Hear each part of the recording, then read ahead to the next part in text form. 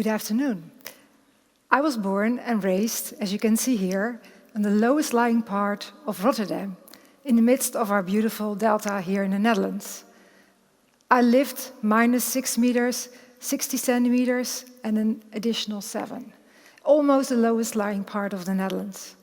And who of you in this room knows actually how low you are living? Some of you do. Are you ever aware where you can evacuate to in times of a flood? Do you have things in your house to accommodate you when there is a flood? Are you ever aware of that? Well, at that moment that I was born in this lowest lying area, I was not, obviously. I was a happy kid. But the first time in my childhood, I got acquainted with an energy crisis that was apparently so important because they even changed it into a board game. It had a nice side effect for me as a kid. At that time, there was end of 73, early 74, the Dutch government imposed car-free Sundays. I didn't know so much why, but for me it offered opportunity that I could roller skate on the A16 part of the ring road around Rotterdam. There was normally a barrier that I could never pass as a kid, but now it was a free highway to just cycle and do roller skating. This week in the Netherlands, we already used all our resources. How are you going to live the rest of the year? And it's already earlier than the year before. So we didn't take the energy crisis of the early 70s into account, and we didn't change our behavior. Not enough. So the question, of course, also of today, and this is again of my childhood, an important song, should I stay or should I go? I stayed in Rotterdam, I still live there, not as low, now it's -2.20, but I have my basement, I have my sleeping room, so I'm always afraid, is the groundwater not getting too high, and will I have a waterbed instead of a normal bed, right? So the first time that, again, I was experiencing a car-free Sunday was not in the Netherlands, it was in Indonesia, in the city of Surabaya, and in Bandung. This is a photo I took in Bandung. They also have some awareness that there's too many cars there and there's not enough space for people to cycle and bike, to walk. They were used to do that a lot, but now car took over also in Indonesia. But that Sunday, everyone was celebrating, it was nice, there were food stalls, it was a happy time. And I wondered, if they have so much fun, why don't they want this every day of the week? This is a map made by the PBL, from the Dutch government, where you can see that we have so many big cities around the globe that are all faced with flooding, with climate change, the effects. Some cities already face it. This is a photo I took in Jakarta, capital of, well, at the moment still is, of Indonesia. You see the mosque that was first part of a neighborhood and now is slowly being swallowed by the sea. The seawall they chose to build behind, and well, also the people behind the seawall are actually not that safe because there's so much subsidence that already the sea is going over. So the beautiful places that delta cities are, and there's always a mixture of culture and exchange and of course trade. How can we keep these? Are they all going to be lost? Also, artists try to inspire us. So I experienced this event, it was done by Daan Rozengaarde in the museum park in Rotterdam. And he mimics the flood with light, luckily for us, so we could still breathe and we didn't need to swim. But you could feel how high the water could enter actually the neighborhood.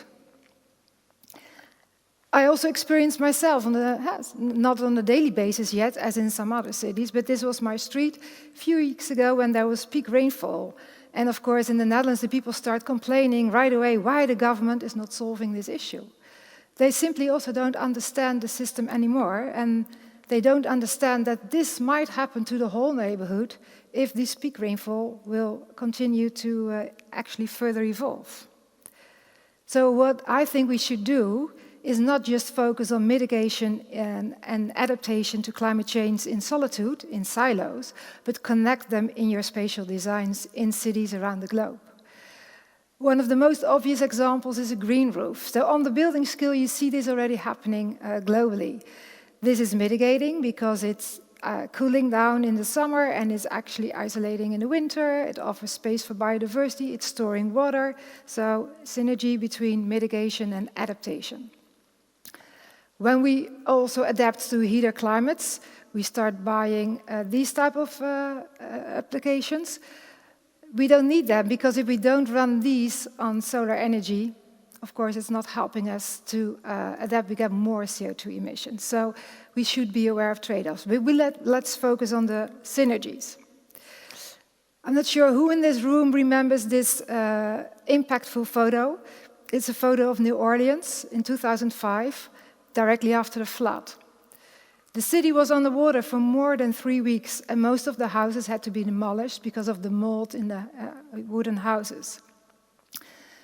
Most of the people had to evacuate and were living in other states, sprawled all over the United States, and only a minority of the people could stay behind in the first month after the flood. The city government invited all kinds of spatial planners to make a new plan, the Green Dot Plan, in a few months. And it was in the newspaper. And imagine you are living in another state, your house is gone. The only thing you have is your little plot that you want to return to. And you see a green dot on the space where actually you want to rebuild your house. So it didn't take the culture of the people and their emotions into account. So, of course, from a rational point of view, it was a good plan, but without the cultural feeling and also how people think about it and take them into account, it didn't work. Another example from the same delta, Mississippi Delta, is this small strip of an island, Ile de Saint Charles. There is an Indian tribe being removed. They are the first climate refugees of the United States, and they get offered a new space, 60 kilometers land inwards, but the cultural trait is gone. Their ancestors are buried here, and they can't take the graves with them to the new area. Their daily livelihood is fishing, and they can't do fishing in an agricultural land inland. So that's becoming more an issue for them. So yes, we should try to find synergy between climate adaptation and mitigation, but what we should do too is make it place-based and also with focus on the local people and including them. This seems like an open door, but quite often we forget it. So like said, actually around the globe you see all kinds of adaptation and mitigation synergies in building scale, on different skill levels and different cultures. But if you look just again my street, quite often the car is dominating. But all the cities around the globe have streets. UN Habitat put a figure on it. It's on average 30%. So 30% of all the space are streets, and they're everywhere. Every city has streets. If we add up the parking space, it's almost 50%. In my city, it's even 54%. Imagine if only half of the parking spaces would be changed in other uses. We could make 10 of these wonderful parks we have in Rotterdam close to the Euromast. Imagine that. It's just there, we just don't see it. Because we park it full with cars that quite often are not used. So if we can do a better change in the space, all of a sudden we can have mitigation and adaptation in one street, combined. We did good in the past. This is a street close to my house. It's the Spoor Singel. Beautiful canal, when there was water storage, there was green space, parks, walking. So it was mitigating because people start walking, we didn't emit CO2, and it was also adaptation because there's enough space for water to be stored. This is the same street nowadays. So it didn't change much over time. It's still perfectly fulfilling its function. They only changed the pavement, impermeable pavement, so it even stores more water than before. We made an additional space for bikers. So a beautiful example of a very adaptive street. In many cities, we took the water out. This was another street close to my house where the water was replaced by cars and a little bit of mitigation, also a tramway. Last year, I visited with my students Leuven. They do a lot of climate adaptation projects. And I asked the guy, why is your road still in asphalt? Why didn't you put permeable pavement there? And he said, It's just our culture. That's the way we do things here. I said, but you could store way more water, and it's also traffic calming if you use permeable pavement.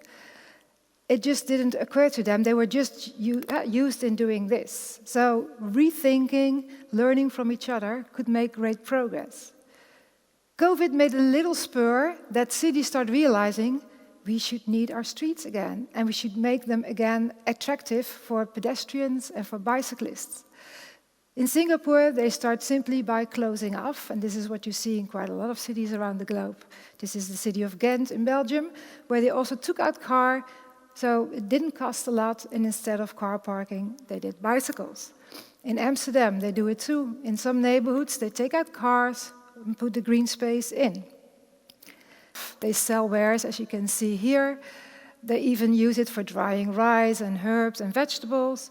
They even just simply put the road along the grave that they still have there from their ancestors. If you have a marriage, you just put your tent on the road and you celebrate. How much fun is that, right? No permits, no things, just people go around. Sporting outside. We saw a little bit of that here in the Netherlands during COVID, but we forget again. How much fun is that to just do sporting outside too? Or even go to the hairdresser. Why not? So they use way more multi-purpose their streets. They didn't use that much cars yet. They have a lot of motorcycles and mopeds. Maybe some of you visited. So for them, the mitigation would really be to electric ones. That would make a difference, but not to cars, as I've seen in Indonesia, because there would be huge traffic jams. There's simply not enough space. So you see a little bit more cars popping up.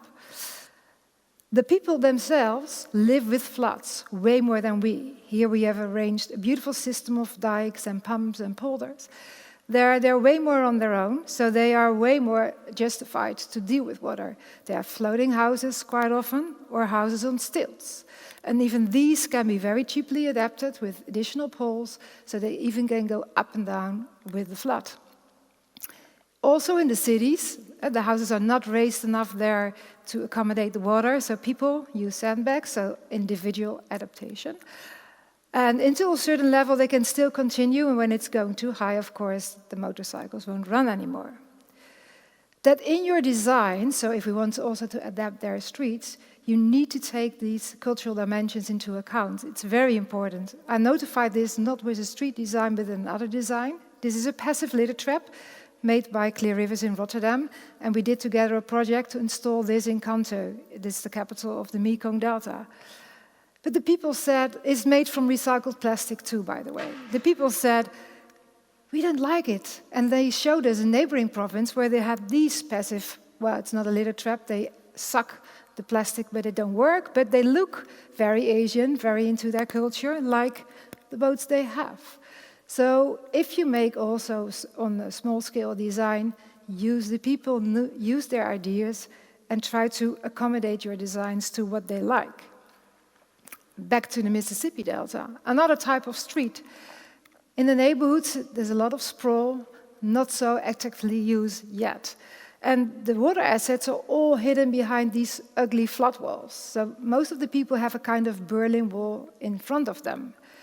But I found out while talking to the people that they are really afraid of water, but they also don't see it a lot, as you can see here. And the poor kid on the veranda, he really can't angle because he needs to angle over the flood wall.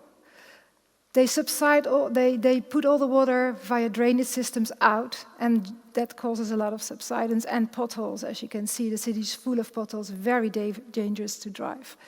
Even leads to a very nice Instagram page. The only nice spot they have with original water, Bayou St. John, what's there from the start, is used by some people, but they didn't think of making more of these in the city because of that cultural aspect. And if they have some drainage, it's not looking that attractive, as you can see here. There's an agency there, Wagener & Bol, that came to the Netherlands, was so enthusiastic about our beautiful Dutch canals and wanted to implement them there, and made a plan also with help of some Dutch agencies. But the people, I spoke with the people in New Orleans with this group, they told me a story that they think that they are deprived of rights And they are for a long time, but that's another story for another TEDx. In 27, there was a big flood, and there were dikes bombed to make, and then a black neighborhood was flooded to prevent a white neighborhood from flooding. And they even thought that during Katrina this happened. It didn't. But here you see that these stories are passed on generation to generation. They are in their culture. So you need to understand as a planner these type of aspects before you can actually design something that really benefits the people and is going to be used and accepted by the people.